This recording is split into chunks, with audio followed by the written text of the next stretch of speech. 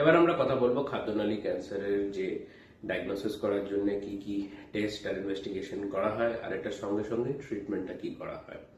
খাদ্যনালীর cancer জানার জন্য একটা এন্ডোস্কোপি করা হয়, যেটা একটা টিউব আপনার খাদ্যনালীর মধ্যে ঢালা হয়। এটার সঙ্গে সঙ্গে খাদ্যনালীটাকে ভেতর থেকে কিরকম দেখতে আর পেটটাও কিরকম করে দেখতে ওটাকে জেনে নেওয়া যায়। এটার সঙ্গে সঙ্গে আমরা ওটার থেকে কটা বায়োপসি নিয়ে নিই, যেটা ক্যান্সারটা কনফার্ম করাতে হেল্প করে। এটার সঙ্গে এন্ডোস্কোপি দিয়ে মাঝে মধ্যে একটা ছোট আল্ট্রাসাউন্ড প্রোব দিয়েও আশেপাশের লিম্ফ নোড থেকে এফএনএসিও নেওয়া যায়। এটাকে এন্ডোস্কোপিক আল্ট্রাসাউন্ড বলে। এরপরে আমরা একটা সিটি স্ক্যান করাই চেস্ট ক্যাভিটির আমাদের, সেটা থেকে জানা যায় যে ক্যান্সারটা কতটা স্প্রেড করেছে আর ক্যান্সারটা কোন খান্ডাতে আছে। এটার সঙ্গে সঙ্গে আমরা একটা পেট সিটিও করাই, যেটা আমাদের জানায় যে ক্যান্সারটা পুরো বডির মধ্যে কোন কোন জায়গায় ছড়িয়ে আছে। এবার আমরা কথা বলবো চিকিৎসার। এতে সার্জারি, কিমোথেরাপি, রেডিওথেরাপি আর ইমিউনোথেরাপি সবকটাই ইউজ করা হয়।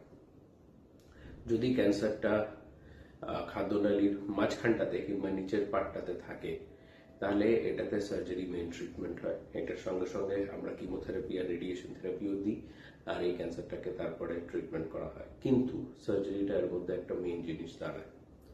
এটাতেই যদি ক্যান্সারটা উপরের পার্টটাতে থাকে খাদ্যনালীতে, তাহলে সার্জারি করা খুবই ডিফিকাল্ট হয়।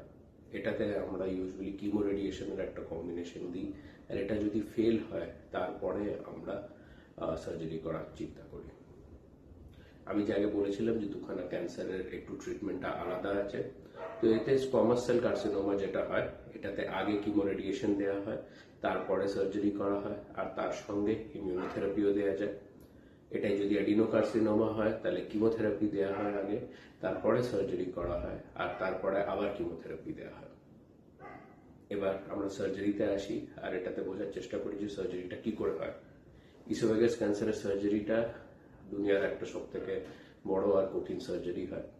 এটাতে আমাদের যে চেস্ট ক্যাভিটিটা আছে সেটাকে খোলা হয়, পেটটাকে খোলা হয়, আর এটার মধ্যে থেকে আমাদের যে পাকস্থলীটা আছে কিংবা স্টমাকটা আছে ওটাকে নিয়ে গিয়ে গলার মধ্যে জুড়ে দেওয়া হয় ইসোফেগাসটা বার করার পরে। এই সার্জারিটার অনেক কটা প্রবলেমস আছে, অনেক কটা কমপ্লিকেশনসও আছে, কিন্তু এই সার্জারিটা এখন আমরা রোবট দিয়েও করছি।